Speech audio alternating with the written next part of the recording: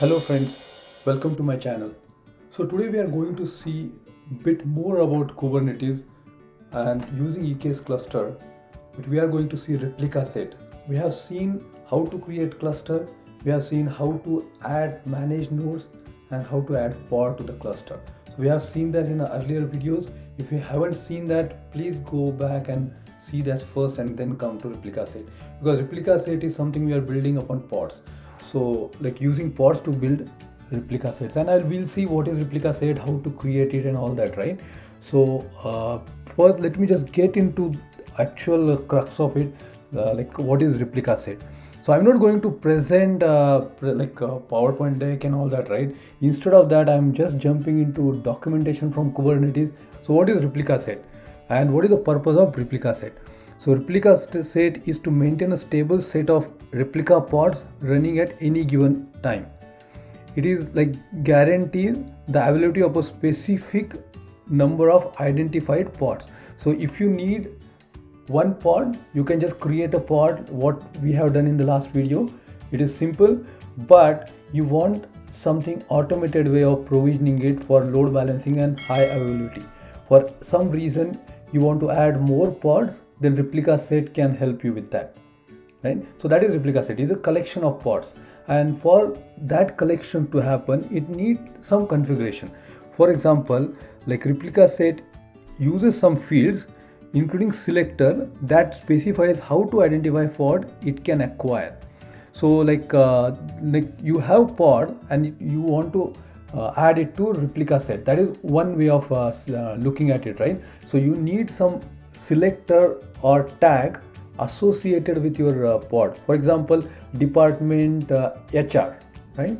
So department can be a name and HR can be a value. So tag is nothing but name value pair, right? So that is a tag associated with pod. So and like that selector you can use in replica set. So wherever tag is department is equal to HR, please add that pod into replica set. Or when you create a replica set, create pods with that particular tag. So that is a selector which specifies or identifies pods it can acquire.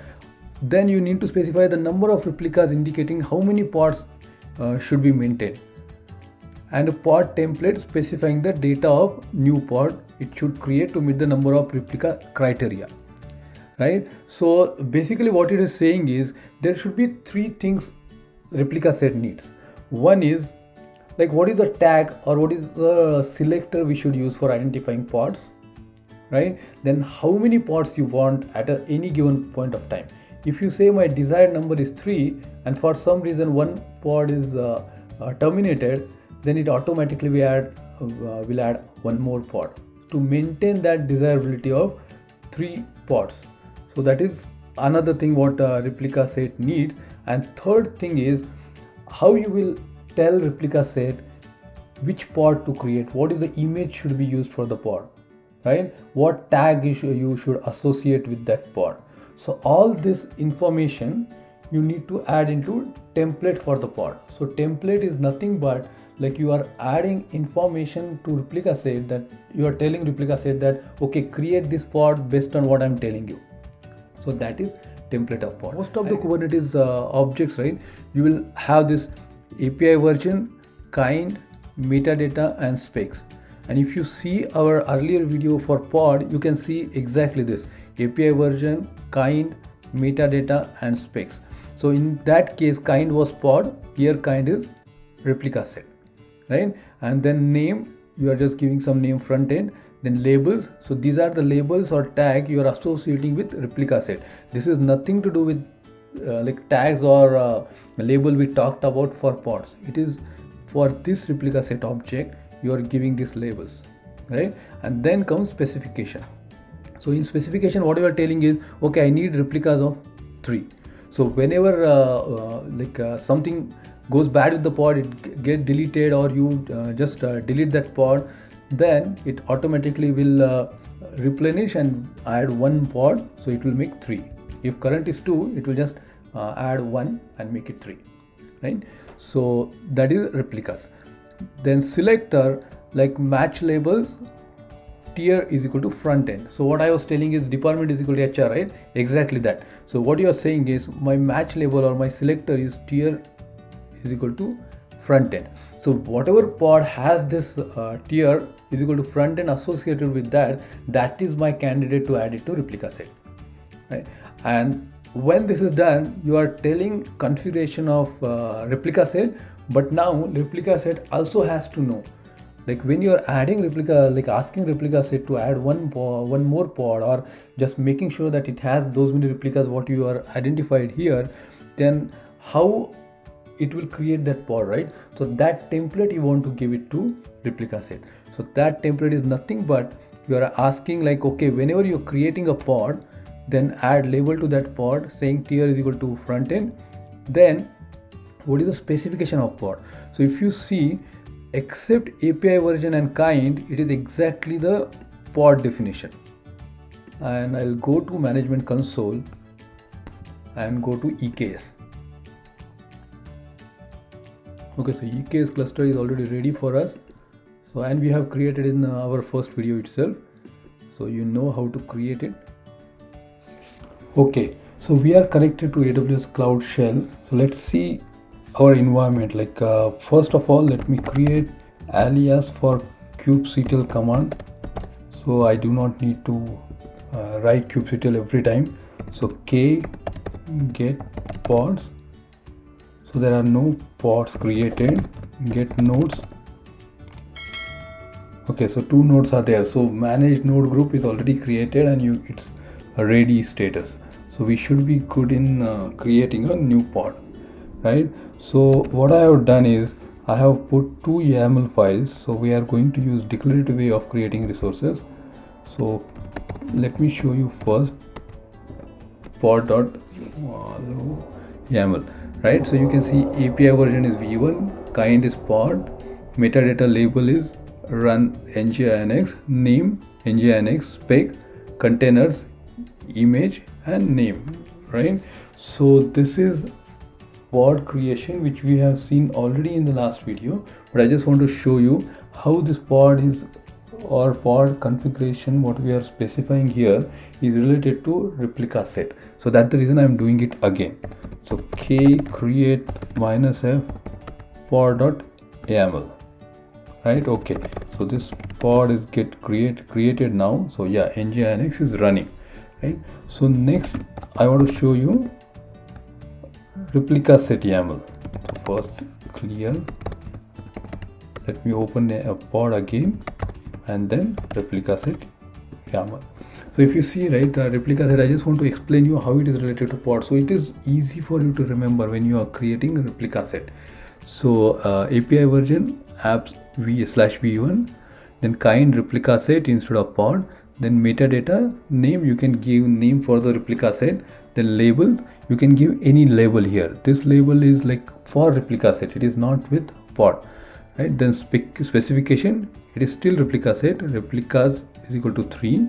Then selector, here you are making sure that whatever label you are giving it to pods, right? So that same label you should use in match labels. So whatever pod has env is equal to demo, that pod will be added to this replica set. And template is exactly how you want replica set to create your pods. So if you see metadata name nginx, and it is exactly what is coming in your pod definition.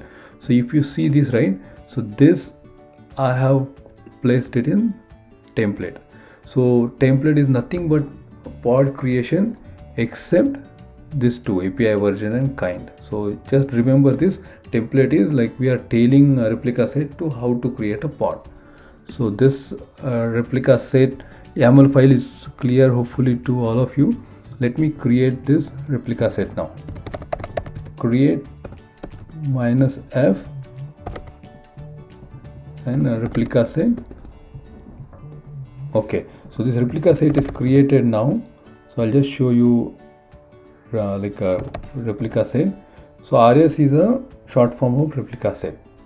So it doesn't matter if I write replica set or RS. I just want to show you both. Okay, so you can see that desired is 3 and current is 3 and 3 are ready. So this is because we have given replicas is equal to 3. So now let me show you pods it created. Okay, so these 3 pods are created because we gave replica is equal to 3. So 3 pods are created, and NGIX is pod which is standalone pod. That like it is not added to replica set.